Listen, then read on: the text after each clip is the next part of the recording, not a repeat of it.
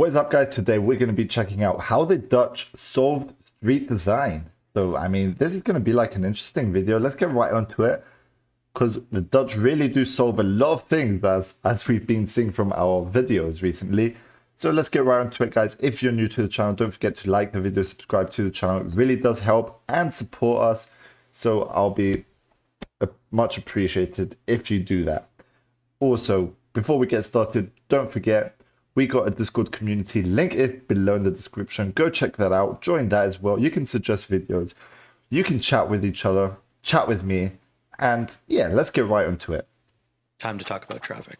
Right now, we're in this weird moment where a lot of smart people agree that the current North American street design is not sustainable. The commute time and the fatalities are escalating.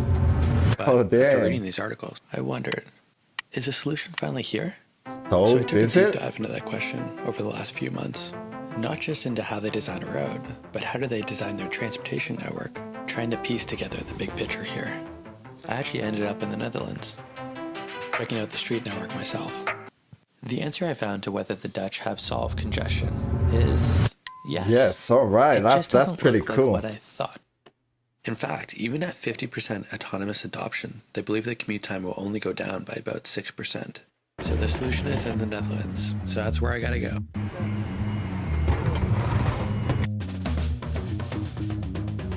On the way, some context. In cities, car traffic will get slower and slower until it becomes faster to take transit, bike, or walk. This is known as the Down-Thompson's paradox. So as it looks at it, it's as if they make it harder to actually travel and use cars. So people are actually forced to either use other ways of transport and like bicycles, or either by walking. You might think that adding an additional lane will help, and it does temporarily, but then people switch to driving, noticing that it's faster, and the speed regresses back to the speed of the alternatives. This is known as induced demand. Pedestrians, cyclists, and vehicles can all coexist without conflict, but only if they're all going the same slow speed. This advances the principles of shared streets. Wow, pretty smart, I must say.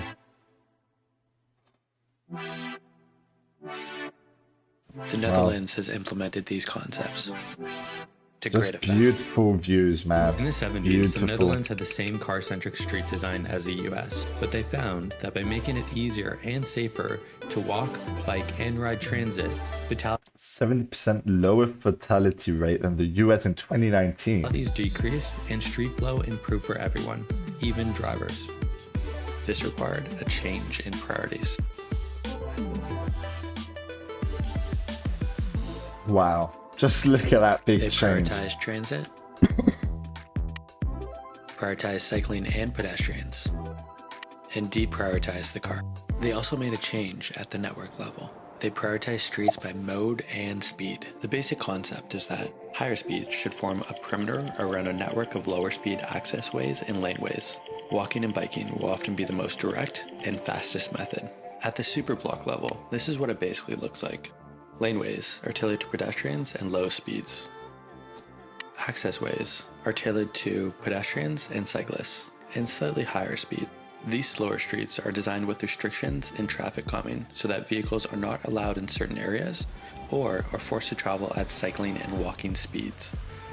This approach advances the principles of shared streets, which shows that pedestrians, cyclists, and vehicles can coexist as long as they are all going the same slow speed. That is a smart way to actually change things. Pedestrians, cyclists, and transit. And make it work, you know? To accommodate all different modes, but you'll notice that transit is given its own dedicated lane, and pedestrians and cyclists are separated from vehicle traffic.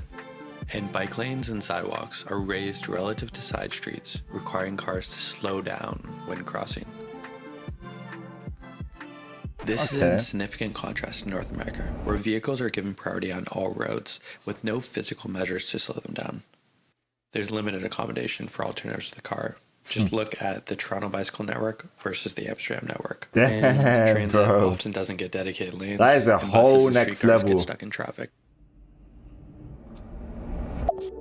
To reduce intersection conflicts with cars, the Netherlands provide protected intersections, underpasses, and bridges. To control vehicle speeds and ensure safety for all modes, All streets have a host of traffic calming measures, like raised sidewalks, chicanes, and speed humps. More generally, beyond the superblock level, and as detailed super well in Jason Slaughter's Not Just Bikes videos, the Netherlands has priority networks, including traffic signal timing for cars, bikes, transit. Like, honestly, the bike lanes are way more than like car lanes and just others in general. And walking. These priority networks are a further way to separate by speed and mode. Here's an example of a car priority network.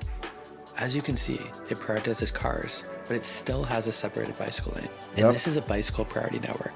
As you can see, it has high quality infrastructure. Oftentimes, you're completely separated from cars on bicycle roads, and you have priority at intersections. I probably spent millions, bro, to build and construct all these bike lanes around like the whole of Netherlands. It's just like mind-blowing, bro. It's crazy. And safely get across the city. These Street versus road provide access to residential shops, offices, and as a result, have lower speeds. All right. In contrast to streets, perimeter roads have fast-moving traffic and have few accesses, and other modes are completely separated. North American cities mix streets and roads, called stroads, which incorporate high rates of speed with other modes and accesses. Wow. Creating dangerous conditions. In simulations with Dutch street design applied at the superblock level, you can see the difference. 25 less time waiting in traffic. Oh yeah. Reduced trip duration from 4.3 minutes to 3.8 minutes. North American roads are obviously not working, and it's pretty well known. What's up with the traffic in Toronto? I don't know. Have they figured this out? So the Netherlands has figured this out. In North America, The we just Netherlands, need to bro. change the standards, and things need to change at the political Always level a too. step ahead, honestly. In the Netherlands, when they go redo a road after its useful life, Wow. they just implement the new standard. We could do this in North America, but if we keep building with the same car-centric model, it'll only make the problem worse. It also makes the like cities more beautiful, more calm, more relaxing. It's a win-win situation, I would say. Even with autonomous vehicles. If you enjoyed that video, Wow. Well, yeah, we did enjoy that video. That was a pretty interesting one. Don't you say, guys? Let me know your thoughts about it in the comments below. Let me know if you agree or disagree with this. And yeah, hope you enjoyed. If you did, go smash the like button, guys. Subscribe to the channel, and we'll be seeing you on the next video. Have a good day, and peace out, guys.